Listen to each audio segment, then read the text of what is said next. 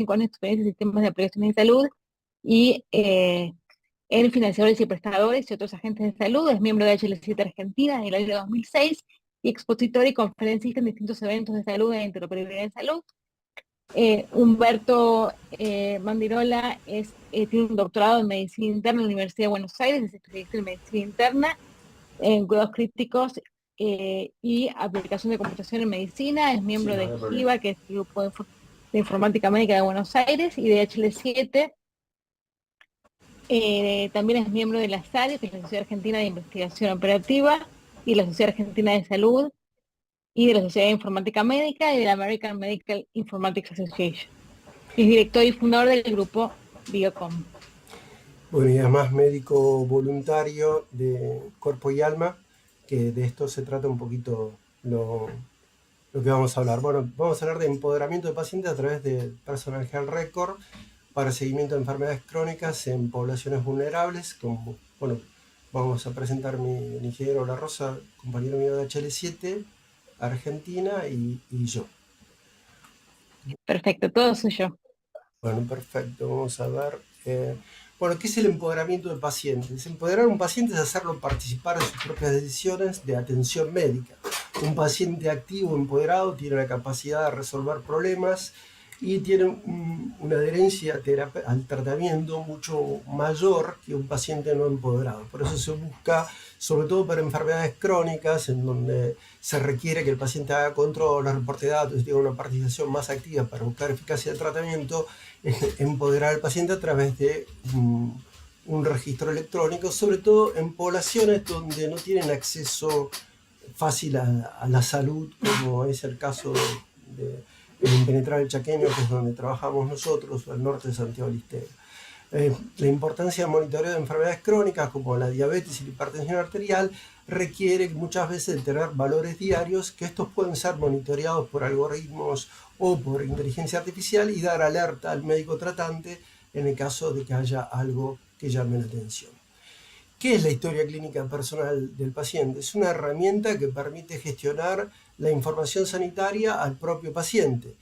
No es exactamente la historia clínica electrónica, si bien tiene vinculación e interoperabilidad con distintas historias clínicas electrónicas. La idea es que el paciente tenga un control sobre la medicación y actualización de la medicación que recibe, acceso a la historia clínica o a las diferentes historias clínicas en donde se está atendiendo y poder tener los resultados de laboratorios y estudios complementarios en una misma plataforma.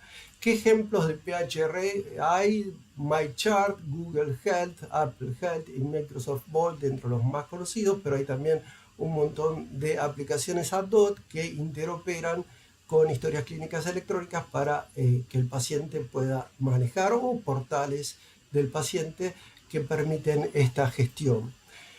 Esa es básicamente la diferencia. La historia clínica electrónica es gestionada por personal sanitario de salud y la historia clínica personal es gestionada por el propio paciente.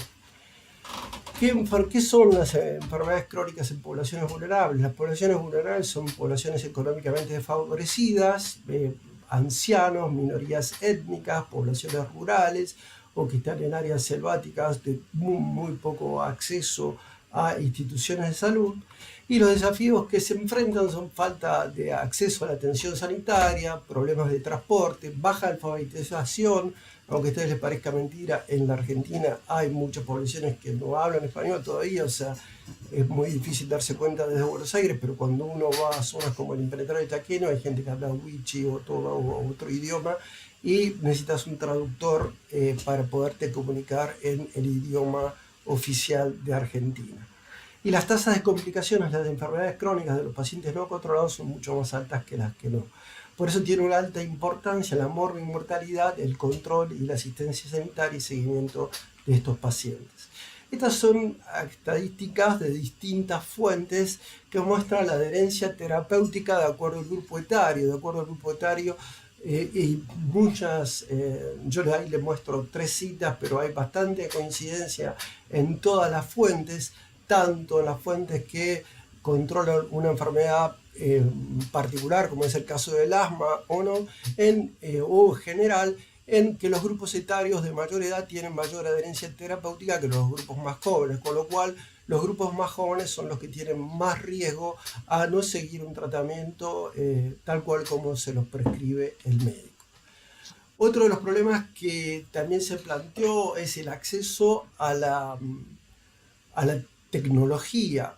Si bien, bueno, en la base de datos que nosotros tenemos, que es más o menos 20.000 pacientes de zonas vulnerables desde nuestro país, de la zona del norte de Santiago y del Chaco, el 81% tiene acceso a un celular. Esto no significa que sea el celular de él o por ahí es un celular del grupo familiar, no tienen la misma relación que tenemos en Buenos Aires con esta tecnología, pero se puede uno contactar, se puede remitir información y se le puede instalar una aplicación en su celular, aunque sea sincrónica, porque no siempre tienen conectividad a internet y demás, pero bueno, existe una masa crítica importante que tiene celulares. ¿Cuál es el rol del PHR en el empoderamiento de pacientes? Básicamente el beneficio del acceso a la información, que el paciente gerencie su propia enfermedad, obviamente guiado por el médico y el personal de salud, o a veces los agentes sanitarios, porque no siempre pueden los médicos estar permanentemente en esos lugares, y hace que esta autogestión y remitir valores, por ejemplo, de la glucemia en forma diaria, y si esos valores, sus parámetros de signos vitales como la temperatura, presión arterial, frecuencia respiratoria están dentro de límites normales, sean analizados por aplicaciones y que si esto sale de los rangos normales puedan mandarse alerta para que el médico actuante o el médico a cargo pueda a través de un agente sanitario contactar al paciente y poder hacer alguna intervención de tipo médico. ¿Cómo hacen los HRs para mejorar el seguimiento de pacientes de enfermedades crónicas? Básicamente mediante el monitoreo. Sobre todo estamos hablando de pacientes diabéticos. La tasa de diabéticos es muy alta en el norte de nuestro país. La alimentación es bastante mala, hay mucha obesidad, hay mucha hipertensión arterial, además de Chagas y otras enfermedades propias de la región.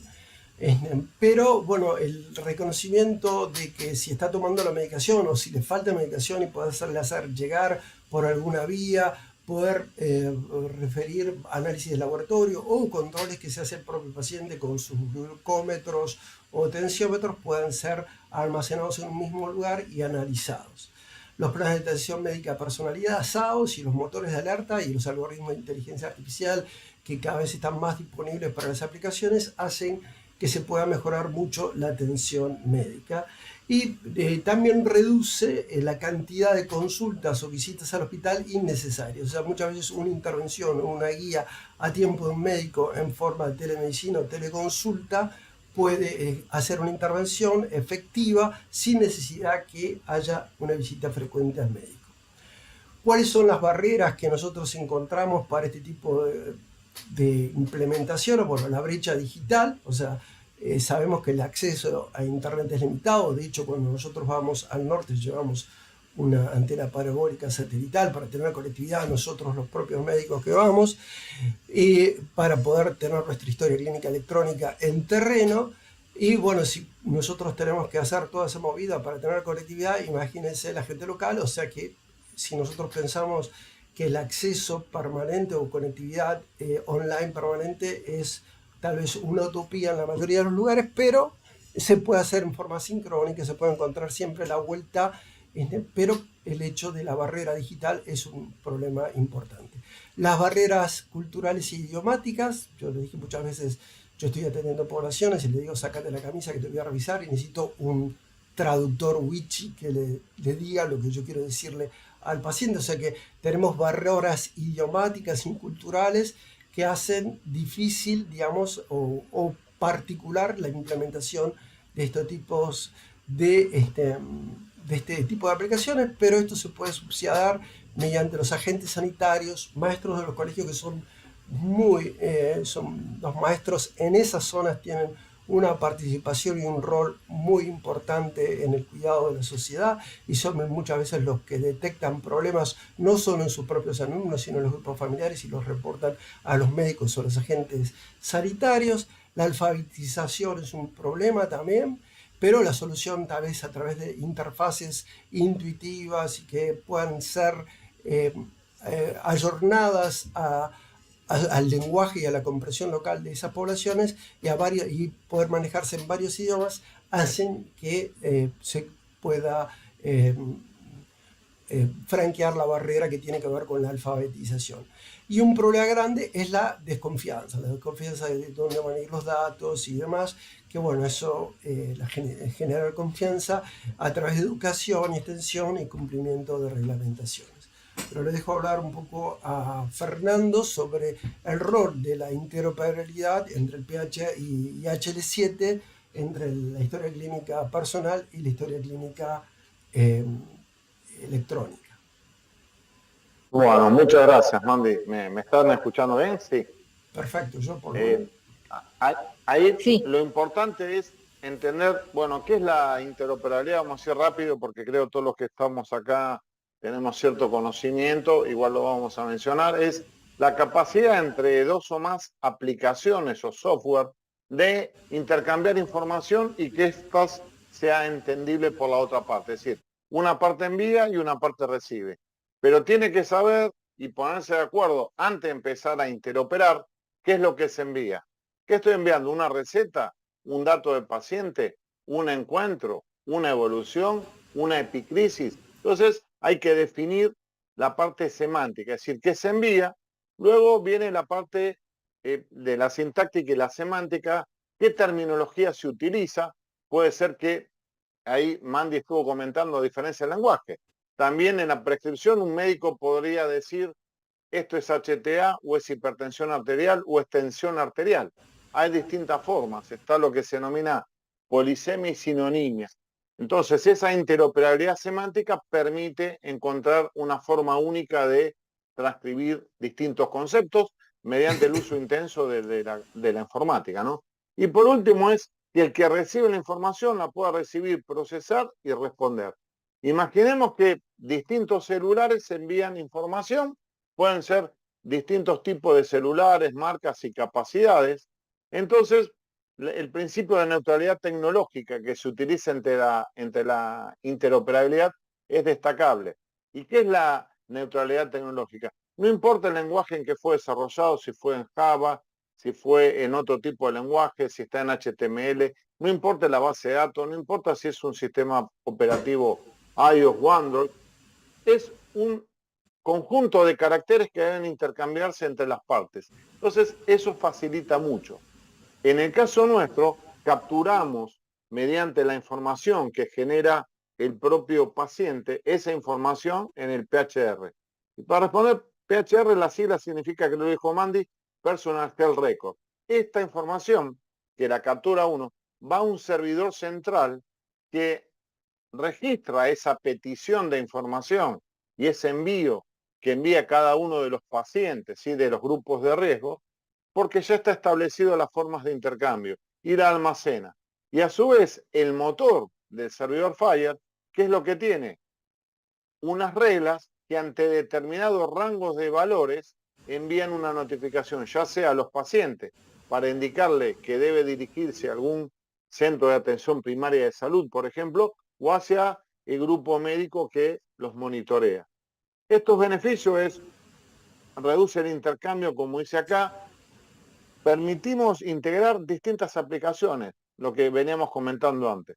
¿Qué hacemos? Cuando un paciente obtiene cierta información, podría tomar esa información, por ejemplo, de un estudio, una muestra de sangre, se pincha el dedo y obtiene la información de un glucómetro. Y esa información, mediante algunos recursos FHIR que ahora vamos a mencionar, pueden ser enviados a un sistema central. FHIR lo que nos hace es, nos permite definir los datos que se intercambian. ¿Cómo llama FHIR a cada conjunto de datos? Lo llama recurso. Por ejemplo, el primer recurso que mencionamos acá es el patient, ¿sí?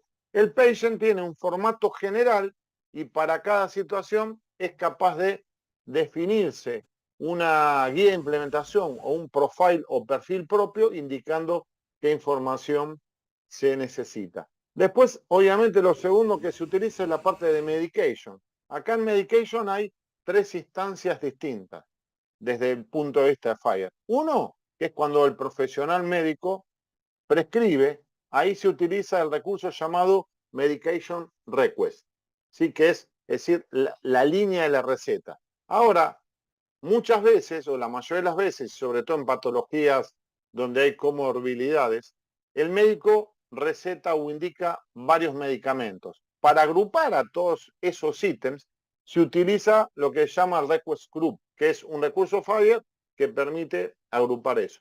Esa información ahora, en la época de la receta digital, va para un repositorio.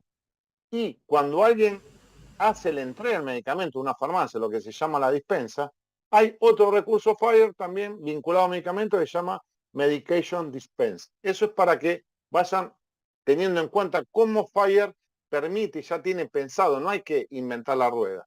Luego tenemos ahí los recursos Observation. ¿Sí? Los Observation son, por ejemplo, para índice de masa muscular, podría ser, para presión sistólica y diastólica, pulso cardíaco, ritmo respiratorio, etcétera. Permiten los distintos signos vitales.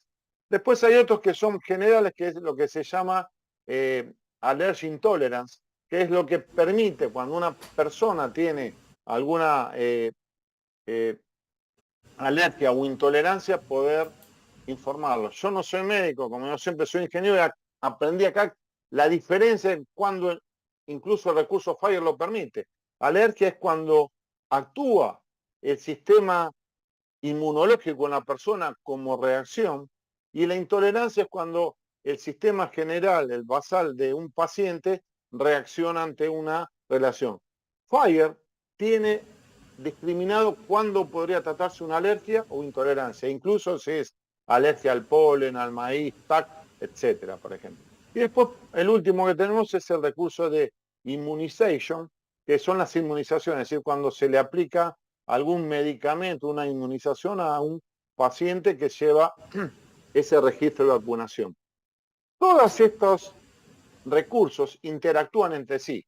Por ejemplo, cuando un médico atiende a un paciente, hay un recurso FHIR que se llama Encounter, que es lo que indica el médico, que se llama practitioner, el patient, la patología, etcétera, etcétera. ¿Sí? Eso es para que tengan idea cómo se mueven en conjunto. Perfecto. Después, Fer. ¿cuáles son los casos prácticos que permite esto, la vida real? ¿Lo seguís vos, Mandy? ¿Querés Sí, acá? sí, sigo yo porque así dejamos un tiempito para preguntas.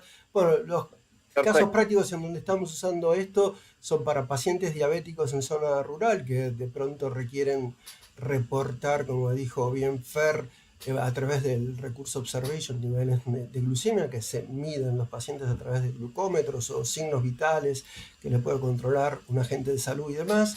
Otros casos prácticos concretos son los hipertensos, que es una patología crónica frecuente, desgraciadamente, en el norte de nuestro país, y la mayor participación y empoderamiento del paciente en el control de sus propios signos vitales, de reportar y a su vez recibir respuesta rápida a través del celular o lo que fuera, que entiendan ustedes que no hay un hospital cerca, muchas veces tienen que hacer 200, 300 kilómetros en caminos que no son caminos de tierra, intransitables, si llueve no se pueden mover, hace que a través de esta tecnología cada vez más disponible se puedan acceder. Los desafíos fundamentales son el acceso a la tecnología. Estamos viendo, hay una ayuda muy grande de las nuevas antenas satelitales parabólicas cada vez más accesibles que se pueden disponer y dar a colegios, escuelas y puestos sanitarios conectividad. Hoy es una realidad, nosotros lo estamos usando como médicos voluntarios que vamos a estas zonas con una efectividad muy grande, una buena conectividad, a veces mejor que la que podemos conseguir en Buenos Aires. Así que es una realidad que se puede resolver tecnológicamente. Bueno, el otro tema de la privacidad de datos, eso por un lado hay regulaciones a nivel del gobierno y por otro lado también a través de información y confiabilidad para que los pacientes se sientan seguros de que su información está siendo protegida. Y integración con los sistemas de atención médica, la atomización de la información, incluso en las grandes ciudades como Buenos Aires, en distintos centros, dificulta la calidad de atención médica. Si yo me hago análisis en un centro, me hago un estudio en otro centro, y el médico no puede acceder a toda la información, es un problema para la toma de decisión y calidad de atención médica. ¿Cuál es el futuro de los PHR? En este momento vemos una gran utilidad para el manejo de enfermedades crónicas, la incorporación de algoritmos predictivos y de inteligencia artificial que cada vez están más disponibles para poder utilizar en las aplicaciones, generan una gran ventaja para futuro, la integración, como dijo Fer, a través de distintos dispositivos celulares que pueden medir frecuencia cardíaca, o nosotros estamos probando varios relojes inteligentes, sensores, oxímetros y demás dispositivos que están mejorando día a día y que hace posible que el paciente en tiempo real pueda ser monitorado a través de su frecuencia cardíaca, presión arterial, y estamos viendo también qué efectividad pueden tener este tipo de sensores con la glucemia y demás. La telemedicina también es un aspecto importante, que si la aplicación detecta algún valor como hipertermia o cosas por el estilo que pueden ser censadas, puede intervenir un médico para recabar más información en tiempo real. Esto es una realidad. Y la adopción global a través de estándares como FHIR, que permite la interoperabilidad con distintas historias clínicas electrónicas y generar iniciativas de políticas sanitarias que permitan la adopción de estas tecnologías y de estándares para el sector salud. Como conclusión, los PHR permiten mejorar el empoderamiento del paciente, sobre todo en zonas vulnerables. Nosotros estamos trabajando también con Fernando, no solo en nuestro país, sino en Bangladesh, con el doctor Zakir y otros profesionales, buscando también la telemedicina y el empoderamiento de pacientes, y vemos que está mejorando mucho la calidad de atención. Y la interoperabilidad con distintos sistemas de salud mediante el uso de estándares permite esta ventaja. Como acciones que se pueden tomar, alentar a los proveedores de atención médica a promover el uso de la historia clínica personal y de aplicaciones para que puedan ser utilizadas, alentar a las organizaciones y atención médicas que incorporen estándares como FHIR para que permitan por medio del servicio web o lo que fuera intercambiar información con la historia clínica personal, así distintas fuentes pueden alimentar a la historia clínica personal del paciente, y la adopción generalizada de estándar va a mejorar y evitar los silos, que dijimos, estos silos donde hay información atomizada que no permite que el médico la pueda analizar. Esto es de alto riesgo y mejora la calidad médica si nosotros podemos saltar esos silos. Por acá les dejamos algunas citas bibliográficas y obviamente nos abrimos a preguntas y estamos a disposición para lo que quieran preguntar. Así que bueno, lo que ustedes, no sé si hay alguna pregunta. Bueno, ahí aparentemente no veo ninguna, pero... Perfecto, cualquier cosa. Excelente, gran trabajo, felicitaciones, dice Valeria. Bueno, muy interesante el trabajo, sobre todo la aplicación práctica en zonas vulnerables, y bueno, toda la explicación del contexto, de la interoperabilidad y también del empoderamiento del paciente. Estaba pensando cómo es, digamos, supongo que debe ser un desafío el seguimiento, cómo es el seguimiento de estos pilotos o de estos proyectos. Supongo que requerirá que haya por ahí personal especializado, algún informático que esté, pero con estas trabas que ustedes comentan de conectividad y bueno, falta de confianza, ¿cómo es el seguimiento, digamos, a largo plazo cuando, digamos, no están, digamos, ahí en terreno? Bueno, en este momento, nosotros, la organización nuestra, va todos los meses a distintos parajes del norte.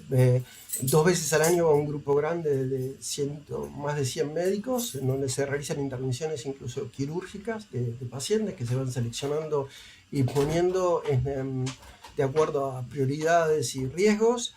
Y bueno, la empresa donde yo trabajo, por ahora provee, estamos buscando recursos a través del Banco Interamericano de Desarrollo, de UNICEF y de otros lados para implementar este sistema no solo en nuestro país, sino en otros centros. Y bueno, desde Buenos Aires no va un informático, van idóneos.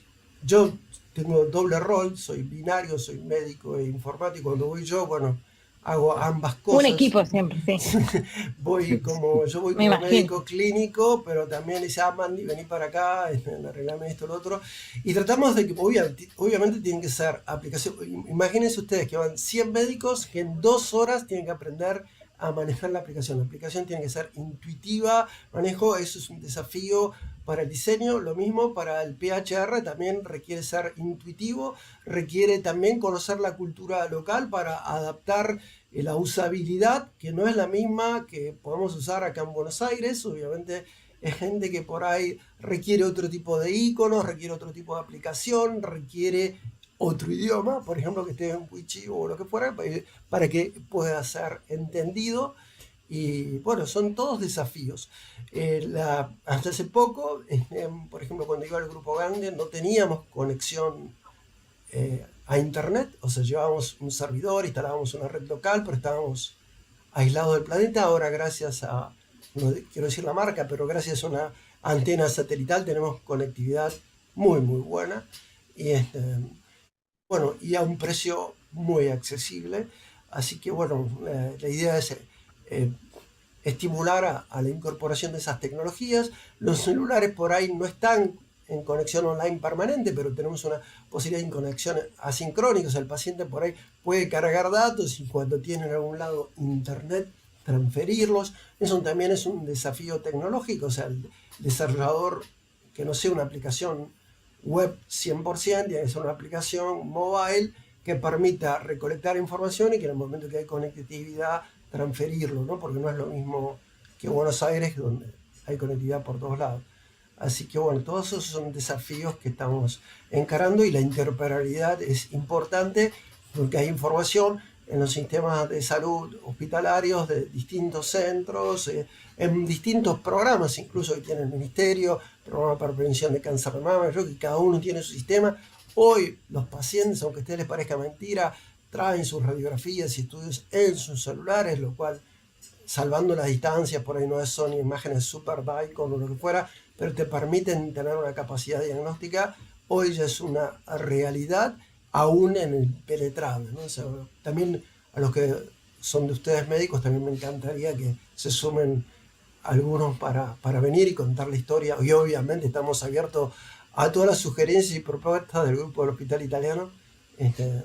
Así que nos encantaría que también participen ustedes en alguna de nuestras campañas, para que tengan también una Bueno, noción de qué muy estamos haciendo. claro. Sí, sí, no, decía que muy clara la respuesta, perdón, que pensé que había terminado. Justo Andrés acá pregunta si no se podría hacer un acceso remoto empleando un celular, que ellos hicieron algo así con celulares, que mañana lo presentan también en estas jornadas, Perfecto, sí, por la sí. mañana 9:30. Así que por ahí podrían. Me encantaría Y bueno, también. después, Sí, sí, desde ya, bueno, Andrés, ponete en contacto, yo voy a tratar de ponerme en contacto contigo y mañana estar en tu presentación también, así que todo lo que sea para claro sumar que es ahí bienvenido. se pueden ayudar mutuamente. Claro. Sinergiar la fuerza en pos de la salud, digamos, de los grupos vulnerables, obviamente. Perfecto, ahí Andrés, ahí tengo, bueno, tenés mi mail o si no se lo preguntás a Gianni o ahí va, ¿cómo era tu nombre? Ya me olvidé. Y bueno, No, Sheila. Lucila, ahí está, Lucila, perdón. Y puedes darle mi mail, aparte, bueno, está también Perfecto, la sí, plataforma Andrés. está, así que, Sí, y aparte está la plataforma, sí. Eh, bueno, perfecto. Bueno, muchísimas gracias. La verdad que es muy interesante, aparte que, digamos, estos problemas de acceso, en general estos pacientes que tienen más problemas de acceso son los que más necesitan estas tecnologías y estas llegadas, así que bueno, los felicito por la iniciativa y por el trabajo que hacen. bueno, muchas gracias, Lucila, muchas gracias y por darnos Gracias, la muchas oportunidad de gracias. presentar Gracias, el trabajo. Fernando y Humberto. Yo los estuve Muchas escuchando gracias. desde acá. Chao, adiós, hasta luego. Gracias, hasta Bueno, luego. gracias. Hasta luego. Bueno, Luli, hemos terminado.